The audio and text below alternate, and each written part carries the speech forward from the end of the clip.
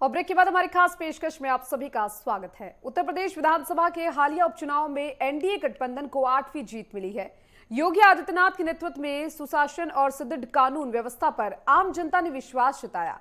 भाजपा को कुंदरकी में सबसे बड़ी जीत मिली, तो वहीं गाजियाबाद और मिल्कीपुर में भी बड़ी जीत दर्ज की है। इन उपचुनाव में सपा के परिवारवाद पर भाजपा का राष्ट्रवाद हावी रहा, जिससे कुंदरकी, कठेरी और मिल्कीपुर में सपा का प्रभाव टूटा। 8 में से 7 सीटों पर भाजपा और 1 सीट पर रालोद ने जीत हासिल की है। देखिए खास रिपोर्ट। योगी ने दिखाया सुशासन का दम, भाजपा की जीत योगी का करिश्मा। योगी के नेतृत्व में कानून मजबूत, राष्ट्रवाद से सपा का तिलिस्म टूटा। उपचुनावों में भाजपा की ऐतिहासिक जीत। यूपी है योगी के साथ 10 में नंबर 8। नवंबर 2024 से फरवरी 2025 तक महज 2.5 महीने के अंतराल पर हुए उपचुनावों में मुख्यमंत्री योगी आदित्यनाथ के नेतृत्व में भारतीय जनता पार्टी गठबंधन ने 8 सीटों पर जीत हासिल की। योगी के नेतृत्व में सुशासन और सुदृढ़ कानून व्यवस्था पर मतदाताओं ने विश्वास की मुहर लगाई और यूपी के 10 सीटों पर हालिया उपचुनाव में 8 पर एनडीए को वोट देकर मतदाताओं ने ये बता दिया कि वे योगी के साथ थे, हैं और रहेंगे।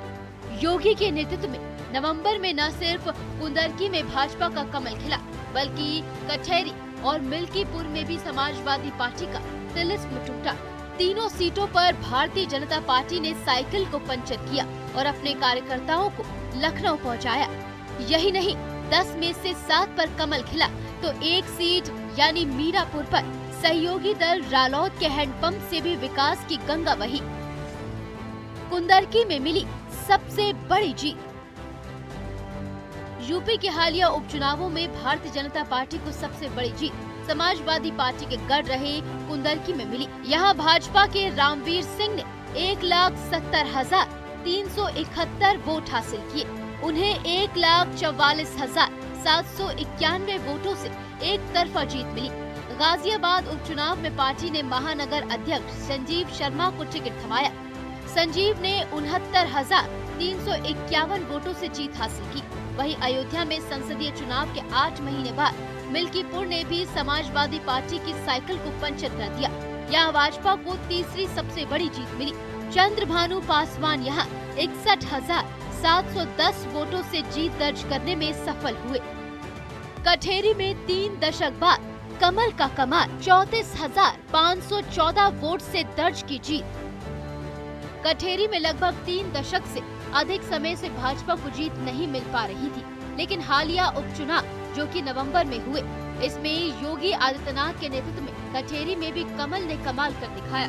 भारतीय जनता पार्टी के प्रत्याशी धर्मराज निषाद ने 3 दशक बाद यहां कमल खिलाया। धर्मराज निषाद ने न सिर्फ समाजवादी पार्टी से ये सीट छीनी, बल्कि समाजवादी पार्टी प्रत्याशी शोभावती वर्मा को 34,514 वोटों के बड़े अंतर से हराया। कुंदरकी में भी खिला कमल, योगी को मिला जनता का साथ। 2022 विधानसभा चुनाव में कुंदरकी में समाजवादी पार्टी ने जीत हासिल की थी। इस सीट पर भी विधायक के सांसद चुने जाने के कारण उपचुनाव हुआ। इस सीट पर भी काफी समय से समाजवादी पार्टी का कब्जा था, लेकिन नवंबर 2024 में हुए उपचुनाव में मुख्यमंत्री योगी आदित्यनाथ के नेतृत्व में ये सीट भाजपा के खाते में गई। योगी के आह्वान पर जनता ने यहां से समाजवादी पार्टी को चारों खाने चित कर दिया। यहां के भाजपा उम्मीदवार रामवीर सिंह ठाकुर ने समाजवादी पार्टी के मोहम्मद रिजवान को 1,44,000 वोटों से अधिक के अंतर से पराजित किया। रामवीर को यहां 1,70,371 वोट मिले, जबकि मोहम्मद रिजवान को महज 25,580 वोटों से संतोष करना पड़ा। तीसरी बार मिल्कीपुर में खिला कमल। मिल्कीपुर में तीसरी बार कमल खिला है। इससे पहले यहाँ विपक्षी दलों का दबदबा रहता था।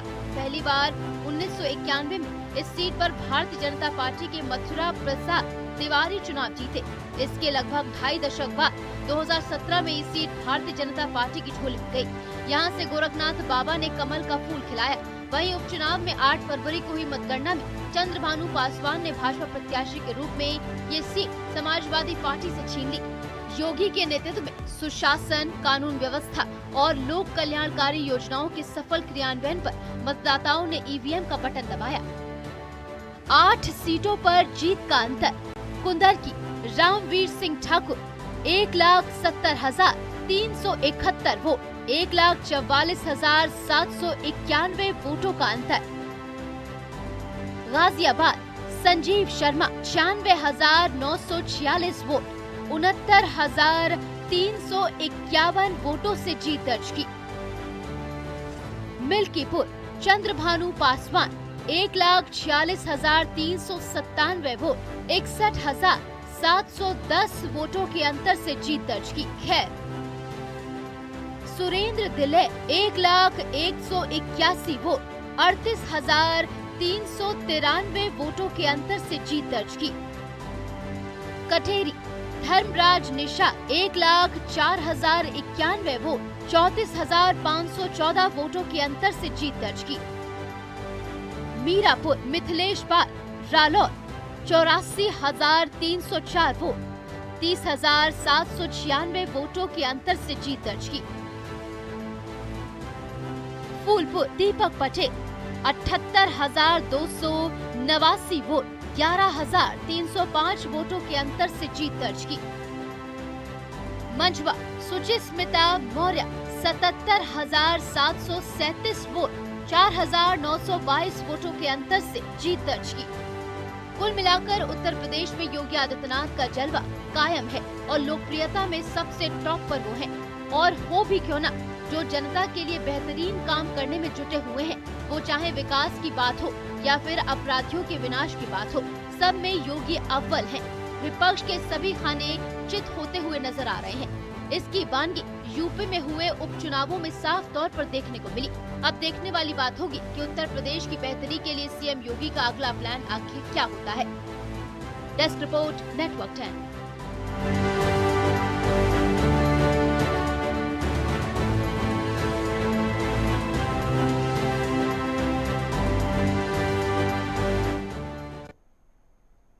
अयोध्या की मिल्कीपुर विधानसभा सीट पर बीजेपी की शानदार जीत योगी आदित्यनाथ की नीतियों की सफलता को दर्शाती है।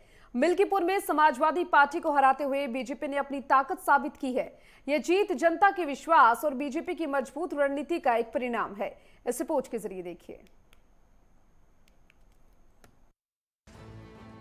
योगी नीति पर अयोध्या की मोहर। मिल्कीपुर में योगी का चला जादू। मिल्कीपुर में बीजेपी की प्रचंड जीत। अयोध्या जिले की मिल्कीपुर विधानसभा सीट पर हुए उपचुनाव ने भारतीय जनता पार्टी की शानदार जीत को साबित कर दिया है। इस जीत के साथ ही एक बार फिर योगी आदित्यनाथ की राजनीति और उनकी नीतियों पर जनता ने मुहर लगा दी है। ये न केवल बीजेपी की राजनीतिक सफलता है, बल्कि ये साबित करता है कि उत्तर प्रदेश में योगी सरकार के नेतृत्व में हो रहे विकास कार्य और उनके द्वारा उठाए गए कदमों को जनता ने सराहा है। मिल्कीपुर में बीजेपी की प्रचंड जीत ने इस बात को सिद्ध कर दिया है कि योगी आदित्यनाथ की नीति और शासन का प्रभाव अब हर जिले, हर तहसील और हर विधानसभा में देखने को मिल रहा है। मिल्कीपुर विधानसभा सीट पर कुल 10 उम्मीदवारों ने अपनी किस्मत आजमाई, लेकिन मुख्य मुकाबला बीजेपी के चंद्रभानु पासवान और समाजवादी पार्टी के अजीत प्रसाद के बीच था। इस बार बीजेपी ने अपनी जबरदस्त रणनीति और कार्यकर्ताओं की कड़ी मेहनत से सपा के गढ़ में सेंधमारी की और बड़ी जीत हासिल की। दिल्ली विधानसभा के और मिल्कीपुर विधानसभा के उपचुनाव में भारतीय जनता पार्टी ने प्रचंड बहुमत के साथ विजय हासिल की है। मैं दिल्ली विधानसभा में आम जनमानस का हृदय से बहुत बहुत अभिनंदन करता हूं। मिल्कीपुर के आम जनमानस का हृदय से अभिनंदन करता हूं। ये सब जीत माननीय प्रधानमंत्री नरेंद्र मोदी जी की गरीब कल्याण योजनाओं की है। जन जन का भरोसा भारतीय जनता पार्टी के प्रति लगातार बढ़ रहा है और दिल्ली में केजरीवाल के झूठ से जनता तंग आ चुकी थी। केजरीवाल ने फरेब करके जनता को गुमराह करके वोट हासिल किए थे। अब सब कुछ आदरणीय प्रधानमंत्री नरेंद्र मोदी जी के मार्गदर्शन में गरीब कल्याण योजनाएं जन जन तक पहुंची हैं और लोग लगातार भारतीय जनता पार्टी के प्रति अपना आशीर्वाद बढ़ा रहे हैं। वही भरोसा विधानसभा के चुनाव में मिला है। श्री अरविंद केजरीवाल हो चाहे श्री राहुल गांधी, चाहे श्रीमती प्रियंका वाड्रा हो, चाहे ये सुश्री ममता बनर्जी जी हों, चाहे आम आदमी पार्टी का समर्थन करने वाले लोग हों, चाहे कांग्रेस पार्टी का समर्थन करने वाले लोग हों, वह चारों खाने चित्त हो गए हैं। वहां भाजपा का कमल खिल गया है। मोदी जी के प्रति विश्वास और विकास का जो एक कमल खिलना चाहिए था, जो अपेक्षा थी दिल्ली की जनता ने, उससे अच्छे रिजल्ट देने का काम किया है। बधाई देता हूं सभी विजयी लोगों को, नेतृत्व को बधाई देता हूं, दिल्ली की जनता के प्रति आभार, कार्यकर्ताओं का अभिनंदन। खास बात ये रही कि सपा का अपना ही उम्मीदवार अपने बूथ पर हार गया, जो उनकी संगठनात्मक कमजोरियों को उजागर करता है। मिल्कीपुर विधानसभा सीट जो पहले सपा के हाथ में थी, अब बीजेपी के पास पहुंच चुकी है। ये जीत सिर्फ एक राजनीतिक चुनावी जीत नहीं है, बल्कि ये साबित करती है कि योगी आदित्यनाथ के नेतृत्व में राज्य सरकार ने जिस तरीके से कानून व्यवस्था, विकास, सुरक्षा और समाज के हर वर्ग की भलाई के लिए काम किया है, उसका असर अब जमीन पर दिखाई दे रहा है। योगी सरकार ने उत्तर प्रदेश में जो विकास मॉडल प्रस्तुत किया, वो अब हर जगह नजर आ रहा है, चाहे वो सड़क निर्माण हो, स्वास्थ्य सेवाएं हो या फिर कानून व्यवस्था की स्थिति हो। योगी आदित्यनाथ ने हमेशा अपने शासन में उन्हें प्राथमिकता दी है। मिल्कीपुर में बीजेपी की ये जीत योगी सरकार के उस विकास कार्य को दर्शाती है जो उन्होंने अयोध्या में श्री राम जन्मभूमि के मंदिर निर्माण, पर्यटन, सड़क निर्माण और शिक्षा के क्षेत्र में किया है। पिछले कुछ सालों में अयोध्या के विकास में कई महत्वपूर्ण योजनाएं लागू की गई हैं और इसके परिणाम स्वरूप अयोध्या को एक महत्वपूर्ण धार्मिक, सांस्कृतिक और पर्यटन केंद्र के रूप में देखा जा रहा है। इस जीत से ये भी साफ हो गया है कि योगी सरकार का विकास मॉडल अब जनता की मानसिकता में गहरे तक समा चुका है और उनके द्वारा दिए गए कार्यों को लोग अब न सिर्फ महसूस कर रहे हैं, बल्कि उसे अपनी जिंदगी का हिस्सा भी बना चुके हैं। इसके साथ ही इस जीत ने ये भी सिद्ध कर दिया है कि बीजेपी की नीतियां और उनकी योजनाएं जनता के बीच कितनी प्रभावी हैं। एक और जहां समाजवादी पार्टी अपने गढ़ को बचाने में असफल रही, वहीं बीजेपी ने सपा के मजबूत क्षेत्र में अपनी पकड़ मजबूत की है। बीजेपी के उम्मीदवार चंद्रभानु पासवान ने अपनी जीत के बाद ये बयान दिया है कि ये जीत सिर्फ बीजेपी की नहीं, बल्कि योगी आदित्यनाथ के नेतृत्व में किए गए कार्यों की जीत है। उनका कहना था कि ये जीत जनता के विश्वास और समर्थन का परिणाम है और इससे ये भी साबित हुआ है कि अयोध्या में बीजेपी की नीतियों को जनता ने अपनाया है। बीजेपी की इस जीत के साथ योगी आदित्यनाथ की रणनीति को भी एक और सफलता मिली है। उन्होंने हमेशा ये सुनिश्चित किया कि उनका नेतृत्व उत्तर प्रदेश के हर जिले तक पहुंचे और वहां के लोगों को विकास के लाभ मिले। उनके नेतृत्व में बीजेपी की ये जीत राज्य सरकार की बढ़ती लोकप्रियता का संकेत है। साथ ही ये भी साबित हो गया है कि लोगों को अब उम्मीदें हैं कि बीजेपी उन्हें बेहतर जीवन शैली, रोजगार, शिक्षा और सुरक्षा देने की दिशा में काम करेगी। इस चुनावी जीत ने ये भी दिखाया है कि बीजेपी की संगठनात्मक ताकत, कार्यकर्ताओं की मेहनत और पार्टी के समर्पित नेतृत्व का महत्व कितना ज्यादा है।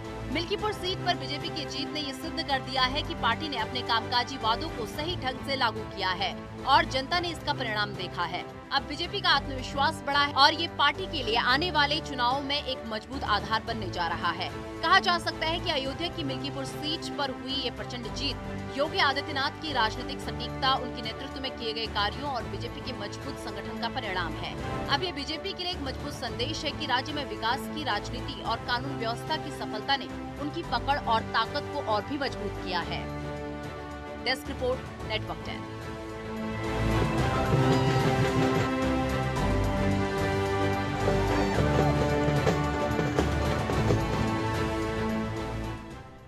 उत्तर प्रदेश के अयोध्या की मिल्कीपुर विधानसभा सीट को बीजेपी ने जीत हासिल की है। इस सीट पर और लोकसभा चुनाव में सपा प्रत्याशी अवधेश प्रसाद के चुनाव जीतने पर यह सीट खाली हुई थी। सपा नेता अखिलेश यादव ने फैजाबाद की सीट पर अवधेश प्रसाद के जीतने पर उन्हें अयोध्या का राजा कहा था। कहीं ना कहीं इससे लोगों के मन में सपा को लेकर नाराजगी बनी थी। समय आने पर लोगों ने अपना फैसला सुना दिया। इसके बाद बीजेपी के लिए अयोध्या की मिल्कीपुर विधानसभा उपचुनाव को जीतना प्रतिष्ठा का विषय बना हुआ था। उपचुनाव में बीजेपी के प्रत्याशी चंद्रभानु पासवान ने बम्पर जीत हासिल की है।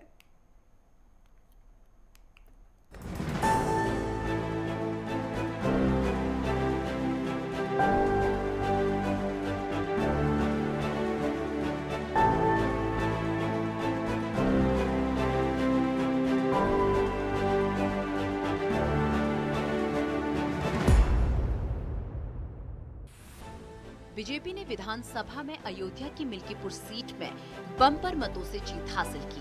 सीएम योगी ने एक्स पर लिखा कि ये पीएम मोदी के नेतृत्व में डबल इंजन सरकार के कामों पर जनता की मुहर है। जनता ने योगी शासन के विकास, सुशासन और सुदृढ़ कानून व्यवस्था पर विश्वास जताया है। आमतौर पर विधानसभा उपचुनाव की एक सीट के परिणाम पर लोगों का खास ध्यान नहीं रहता, लेकिन मिल्कीपुर चुनाव की बात और थी। लोकसभा चुनाव में सपा ने अपने प्रदर्शन से सबको चौंकाया था। सपा के 37 सांसद जीत कर आए थे। माना गया कि इससे ही बीजेपी केंद्र में अपने दम पर बहुमत नहीं पा सकी। इसमें भी फैजाबाद में जिस तरह सपा प्रत्याशी अवधेश प्रसाद ने जीत हासिल की थी, उस जीत को लेकर सपा नेता अखिलेश यादव ने बीजेपी पर काफी तंज किए थे। अखिलेश ने खासकर तब जबकि सपा नेता अखिलेश यादव ने फैजाबाद से चुने गए सांसद अवधेश प्रसाद को अयोध्या का राजा कहा था। मिल्कीपुर से अवधेश प्रसाद सपा के विधायक थे। 2024 के चुनाव में सपा नेता अखिलेश ने उन्हें लोकसभा का चुनाव लड़ाया। वो अयोध्या यानी कि फैजाबाद से सांसद बन गए। उनके सांसद चुने जाने से ये सीट खाली हो गई थी। मिल्कीपुर में भी दूसरी 9 सीटों के साथ साथ नवंबर में चुनाव होने थे, लेकिन बीजेपी नेता गोरखनाथ ने अवधेश प्रसाद के खिलाफ हाईकोर्ट में याचिका दाखिल कर रखी थी। हालांकि बाद में उन्होंने याचिका वापस ले ली। यूपी विधानसभा के उपचुनाव में बीजेपी ने 9 सीटों में 7 पर जीत हासिल करके एक बार फिर अपना वर्चस्व स्थापित किया। एक सीट पर सहयोगी आरएलडी ने जीत हासिल की थी। इसके साथ ही बीजेपी ने संदेश देने की कोशिश की थी कि लोकसभा में सपा की सफलता स्थायी नहीं थी। संविधान बदलने की अफवाह फैलाकर सपा ने लोगों को भ्रमित किया था, लेकिन इसके बाद भी बीजेपी की नजर मिल्कीपुर पर लगी थी। सपा ने सांसद अवधेश प्रसाद के बेटे अजित प्रसाद को प्रत्याशी बनाया। वहीं बीजेपी ने अपने कार्यकर्ता चंद्रभानु पासवान पर दांव खेला। चंद्रभानु पासवान क्षेत्र के परसोली गांव के चंद्रभानु जिला पंचायत सदस्य रह चुके हैं। कोविड के दौरान उन्होंने बढ़ चढ़कर जरूरतमंदों की मदद की थी। सीएम योगी आदित्यनाथ इस सीट को हासिल करके पूरे देश में एक संदेश देना चाहते थे। इसमें उन्हें सफलता मिली। उनकी चुनाव को लेकर रणनीति, प्रत्याशी का चयन सब कारगर रहा। सीएम योगी ने स्वयं क्षेत्र में जाकर मतदाताओं को आभास कराया कि बीजेपी शासन में अयोध्या में राम मंदिर की प्राण प्रतिष्ठा के साथ विकास कार्य हुए। अयोध्या हर तरह से जगमगाया है। एयरपोर्ट, सड़क, आवास, हर तरह की सुविधा बढ़ाई गई है। निश्चित सीएम योगी की सभाओं का बड़ा असर हुआ है। बीजेपी की मिल्कीपुर की बम्पर जीत का बड़ा संदेश दूर दूर तक गया है। अब सही मायनों में बीजेपी ने फिर एक बार अयोध्या के इस किले को जीतकर साबित किया है कि अयोध्या के वास्तविक राजा श्री राम हैं। गौरतलब है कि सपा प्रत्याशी अजित प्रसाद अपने बूथ में ही हार गए। एक तरह से बीजेपी ने अयोध्या हार का बदला ले लिया। बीजेपी प्रत्याशी चंद्रभानु पासवान ने सपा प्रत्याशी अजित प्रसाद को 61,540 वोटों से पराजित किया। चंद्रभानु पासवान को 1,46,397 वोट मिले, जबकि अजित प्रसाद को 84,687 वोट मिले। इस चुनाव में जीत हासिल करने के लिए बीजेपी और सपा दोनों ने पूरी ताकत झोंकी, लेकिन मिल्कीपुर की जनता ने योगी की नीतियों और शासन पर ही विश्वास करके एक बार फिर अयोध्या की इस महत्वपूर्ण सीट पर कमल खिलाया। मिल्कीपुर की सीट पर बीजेपी की जीत इस मायने में भी महत्वपूर्ण है, ये सीट सपा का गढ़ माना जाता रहा है। 1991 से अब तक सपा ने यहाँ 6 बार जीत हासिल की है। बसपा भी यहाँ 2 बार जीत चुकी है। बीजेपी ने तीसरी बार यहाँ जीत हासिल की है। इस बार बीजेपी ने यहाँ प्रचंड मतों से जीत हासिल की है। गौरतलब है कि बीजेपी की ये जीत इस सीट पर अब तक की सबसे बड़ी जीत है। 1967 में अस्तित्व में आई है। अब तक 15 चुनाव में सबसे रिकॉर्ड वोट मतदान इस बार हुआ है। यहाँ इस बार 65% मतदान हुआ है। Desk report, network 10।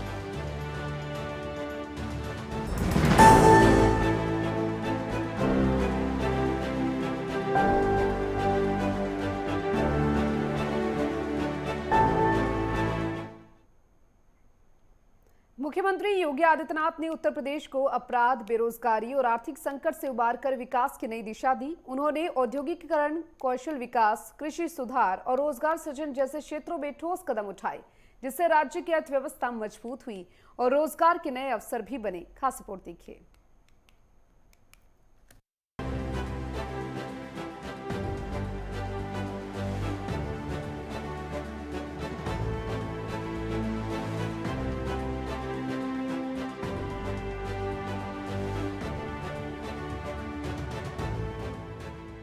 प्रदेश, जो कभी विकास की राह में अनेक चुनौतियों का सामना कर रहा था, अब मुख्यमंत्री योगी आदित्यनाथ के नेतृत्व में एक नया रूप ले चुका है।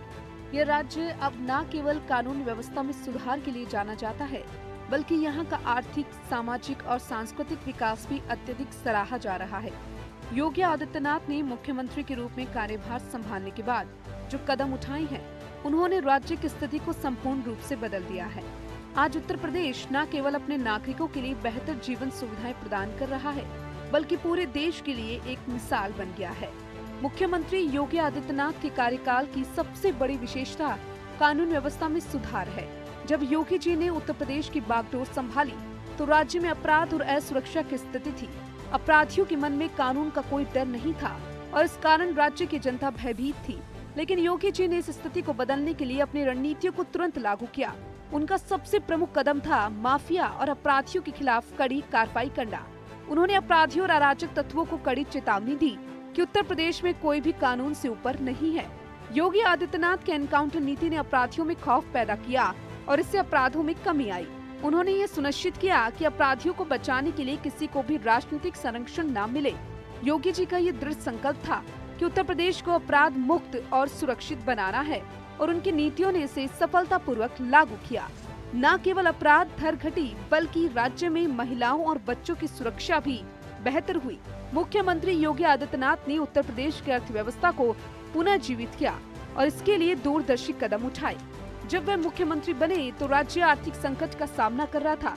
बेरोजगारी की दर उच्च थी और राज्य की आर्थिक स्थिति कमजोर थी। लेकिन योगी जी ने ठोस योजनाओं के माध्यम से इस संकट को दूर किया। उनके नेतृत्व में राज्य में औद्योगिकीकरण को बढ़ावा मिला और निवेश के नए अवसर उत्पन्न हुए।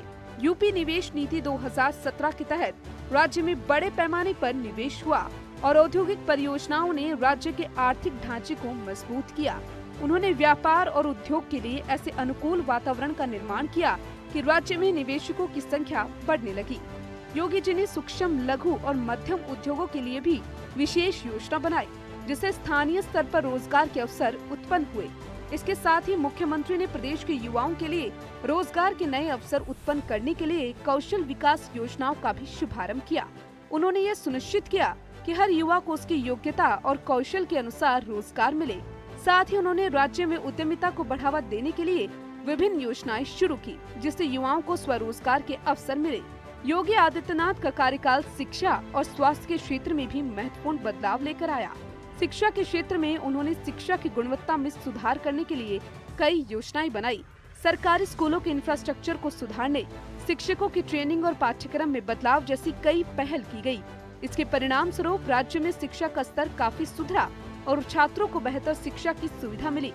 स्वास्थ्य के क्षेत्र में भी योगी जी ने कई महत्वपूर्ण कदम उठाए।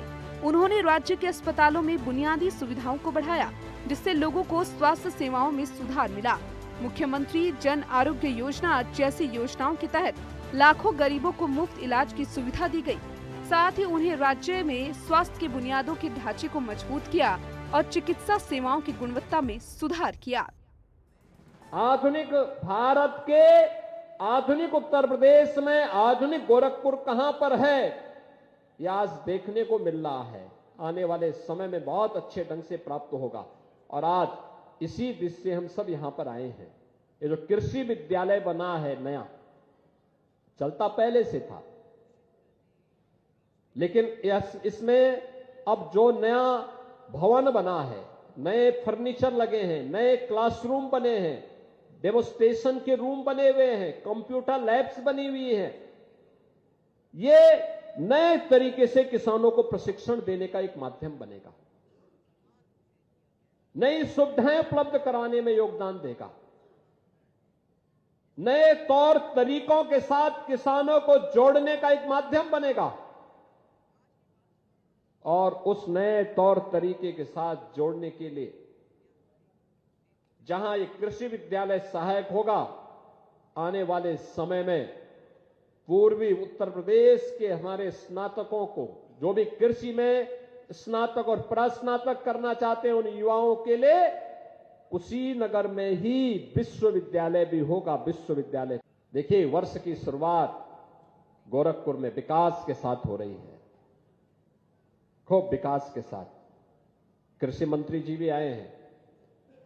कुशीनगर में एक कृषि विश्वविद्यालय उनके द्वारा बनवाया जा रहा है, कृषि विश्वविद्यालय। अब सोचो, केवल खेती, किसानी, औद्यानिक फसलों के बारे में, सब्जी के बारे में आधुनिक प्रशिक्षण और कैसे किसानों को आमदनी को आगे बढ़ाया जा सके, इसके बारे में पूरा प्रशिक्षण होगा।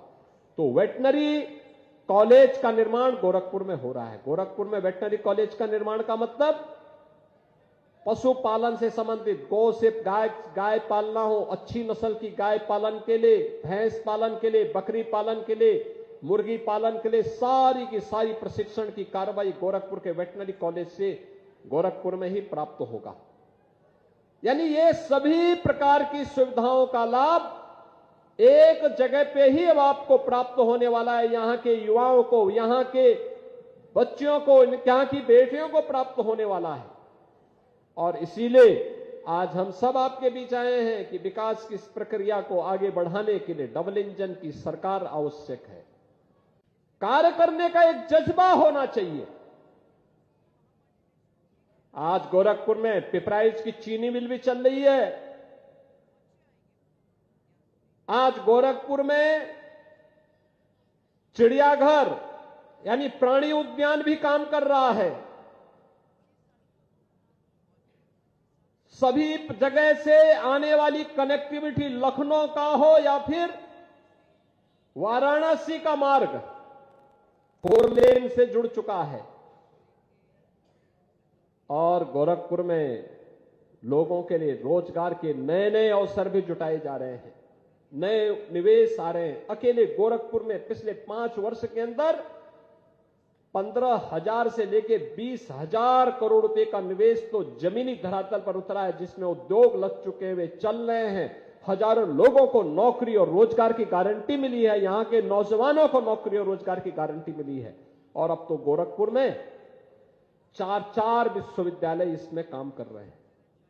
एक समय जब समाजवादी पार्टी की सरकार थी, तब इंसेफ्लाइटिस से मौतें होती थी।